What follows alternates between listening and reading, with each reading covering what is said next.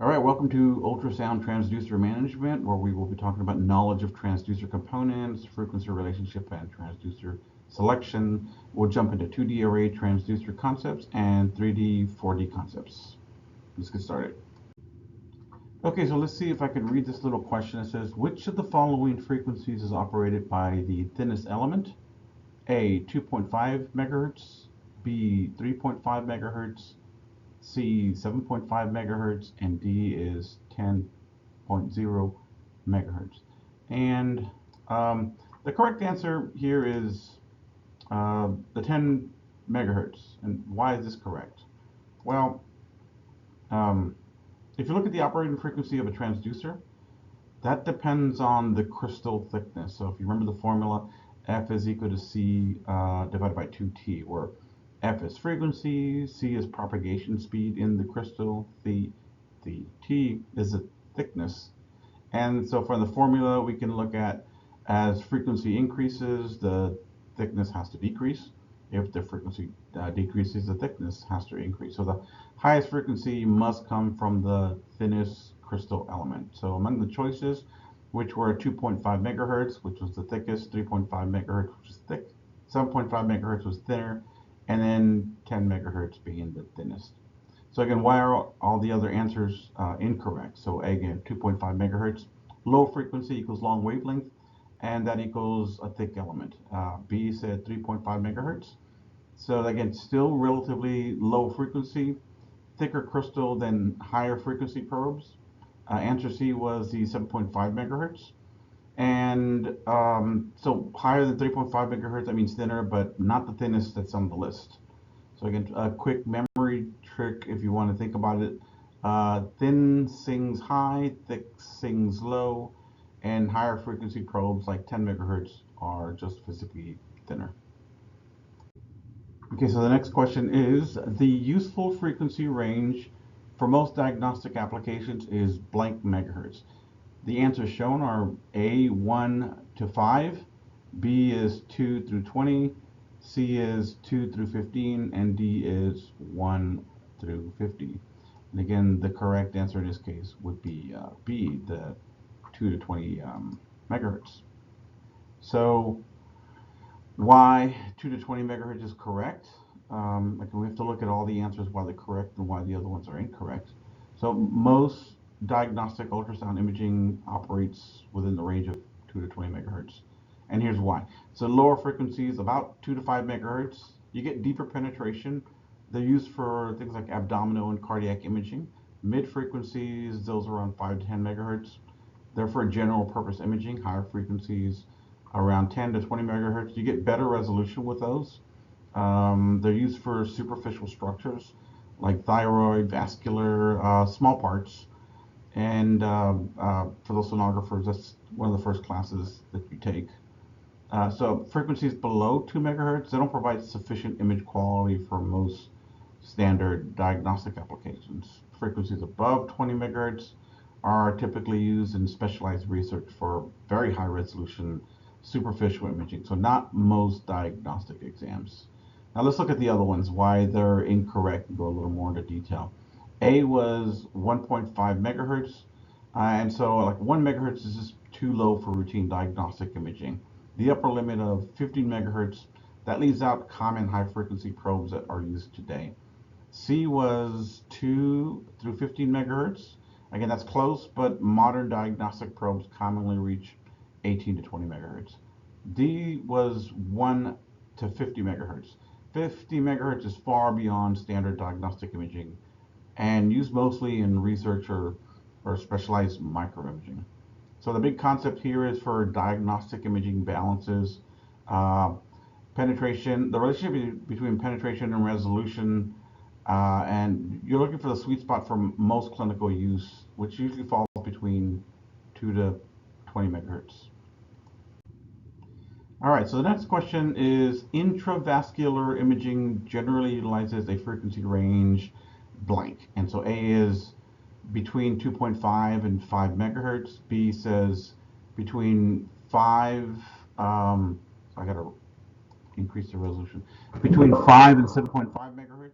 C is between 10 and 15 megahertz, and D is up to 15 megahertz. Um, so the correct answer here is going to be D, up to 50 megahertz. So why is this correct? So when we're looking at things like intravascular ultrasound, IVUS, which is used inside blood vessels, um, we think of the transducer as something that's extremely close to the structures that are being imaged. And so when you're imaging very small details like vessel walls, plaque, lumen, it uses very high frequencies, and these are often around 20 to 50 megahertz. So high frequency will give you excellent spatial resolution. Again, it's going to be very shallow penetration, but that's not a problem in this case, because we're already inside the vessel. So yes, intravascular imaging can use frequencies up to 50 megahertz.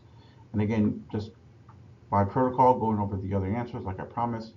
A was 2.5 to 5 megahertz, and again, that's just too low. That range is for deep abdominal or cardiac imaging, not tiny vessel walls. B was 5 to 7.5 megahertz. That's still too low for the level of detail required inside blood vessels. C is 10 to 15 megahertz. Again, that's better, but it's still not high enough for a true intravascular resolution. So superficial imaging uses this range, but IVUS, that goes much, much higher. Again, a big picture thing when we're looking at deep structure versus low frequency or superficial structures, and versus the higher frequency, well, not versus, but superficial structures, you're looking at higher frequencies. Deep structures, you're looking at lower frequencies. But when you're inside a blood vessel, you can use extremely high frequencies. So the closer you are to the target, the higher the frequency that you can afford to use. Okay, so the next question, I have to zoom in just real quick. It says, if the propagation speed of the transducer element is 4 millimeters per microsecond, so they're giving you the speed, the thickness required for an operating frequency of 10 megahertz is blank. And so A is 0.4 millimeters, B is 0.8 millimeters, C is 0.2 millimeters, and D is 0.1 millimeters. So we have the correct answer already written for you on the slide, but let's go ahead and break it down step by step so we can discuss it, and hopefully some of this will stick. All right, so the first thing you want to do is use the thickness frequency formula, which you see there in the slide. So again, for a piezoelectric element, F is going to be equal to C divided by 2T. So you rearrange that, some algebraic rearrangement, and solve for T. So T is going to be equal to C divided by 2 times F. Remember that C is the propagation speed of the crystal, F is the operating frequency, T is the thickness. And then you want to just plug and chug the way you do in algebra. Again, they give you C being equal to 4 millimeters per microsecond, F is 10 megahertz. And just remember that 1 megahertz is 1 cycle per microsecond, so 10 megahertz is 10 cycles per microsecond. So T is going to be equal to 4 divided by 2 times 10, and then so you just multiply that out. T is equal to 4 divided by 20, and T would be equal to 0.2, and the units are in millimeters. So the correct answer in this case would be C, 0.2 millimeters. Why are the other answers wrong? Well, again, A is mathematically they're wrong, but let's talk about it. A is 0.4 millimeters, and that would occur if you forgot to divide by 2, if you did some math errors here. B is 0.8 millimeters, and again, that's just way too thick for 10 megahertz, so that thickness would produce a much lower frequency. D, the answer was 0.1 millimeters, again, too thin. That would correspond to a much higher frequency than 10 megahertz. So higher frequencies, again, are related to thinner crystals. 10 megahertz is relatively high, so expect a very thin element. And 0.2 millimeters is a nicely thin, section. So this makes physical sense. All right, next question. So I got to zoom in again. Increasing the transducer frequency decreases the what? A is frame rate, B is detail resolution, C is propagation speed, and D says maximum imaging depth. And again, obviously the correct answer is going to be the maximum imaging depth. So why, right? So when you increase transducer frequency, wavelength goes down, resolution goes up, attenuation goes up. So higher frequency sound waves are absorbed more quickly in tissue. So more attenuation equals less penetration. And so when frequency increases, the maximum imaging depth decreases. That's the fundamental trade-off in ultrasound. High frequency equals great detail, shallow depth. Low frequency equals deeper penetration and less detail. So again, why are the other answers incorrect? So if you look at A, frame rate mainly depends on imaging depth, number of scan lines, and then frequency doesn't directly control frame rate. If you look at B, which is detail resolution, increasing the frequency actually improves detail or the axial resolution because wavelength decreases. So this answer goes in the wrong direction. The other one is propagation speed. So propagation speed in soft tissue is assumed constant, so about 1,540 meters per second. So it doesn't change with the frequency. So think of it like this. Increased frequency leads to better resolution, less depth. Decreased frequency leads to more depth, but lower resolution. All right, the next question, so I gotta zoom in. Invasive transducers blank. So invasive transducers do what? A, decrease detail resolution. B, utilize smaller wavelengths. C, increase imaging depth. Or D, utilize lower frequencies. Okay, and again, you have the answers, but we're going to discuss why the correct answer is correct and why the incorrect answers are incorrect. So the correct answer in this case is B, utilize smaller wavelengths. And let's talk about why this is correct. So when a probe is close to the target, it doesn't need deep penetration. It can use higher frequencies, and again, higher frequency, shorter wavelength, and shorter wavelength equals smaller wavelength.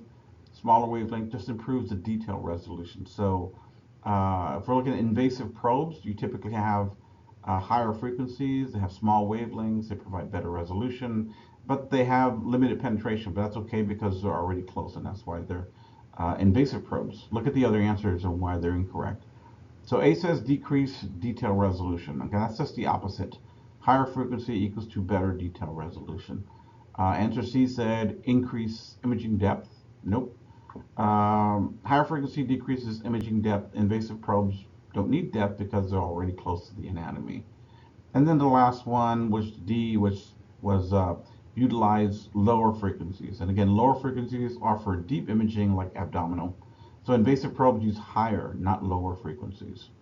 If you want to look at the big picture, to wrap this up, if you're closer to the target, you can use higher frequencies, which are smaller wavelengths. That means you get better resolution, and it's basically, you're cheating the depth resolution trade-off by physically moving closer to the object. Okay, so the next question is, the frequency of a transducer is determined by the diameter and the propagation speed of the element. So this is a true or false question, and again, the correct answer in this case is that it is a false statement. Okay. So why is this false? So the frequency of a transducer is determined by, right, F is equal to C divided by 2T. So C is propagation speed in the element, T is the thickness of the element, but notice what's not in the equation, which is the diameter. So frequency depends on thickness, not diameter. So the diameter of the element does affect the beam width, the divergence, the lateral resolution, but it doesn't determine the operating frequency. And again, just sticking to our protocol, so why is the true incorrect if we're looking at it from the other perspective? So the statement replaces thickness with diameter, again, that's all, which is wrong. So thickness controls frequency, diameter controls characteristics. So they're two completely different design variables for the transducers. So just remember, thickness, frequency, diameter, beam shape, and propagation speed, that's part of the frequency equation that you can look at. Okay, let me zoom into this one. Multi-hertz transducers are driven at only one selectable frequency. A says true, B says false. Obviously, the answer for this one, I shouldn't say obviously, but the correct answer in this case is that this is a false statement. So A multi-hertz or multi-frequency transducer can operate at more than one selectable frequency. That's the whole point. Those probes allow the sonographer to choose between frequencies. So, for example, at 3 megahertz for deeper penetration, 5 megahertz for better resolution. And so within that same probe, you just have different selectable frequencies. If the statement were true, if a transducer were driven at only one selectable frequency, it would be a single frequency transducer, not a multi-hertz probe. So just, yeah, that's just labeling there. So just think of single frequency probe that operates on one frequency. A multi-hertz probe, for those of you in engineering, you know what hertz is related to frequency. Those of you in sonography, remember that hertz is related to frequency. That's the units for measuring how many cycles per second. So a multi-hertz probe is going to be related to selectable frequencies.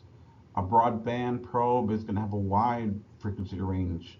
Um, and so in this question, they're testing whether you understand the difference between multi-frequency selection and wide bandwidth. So they're not the same thing.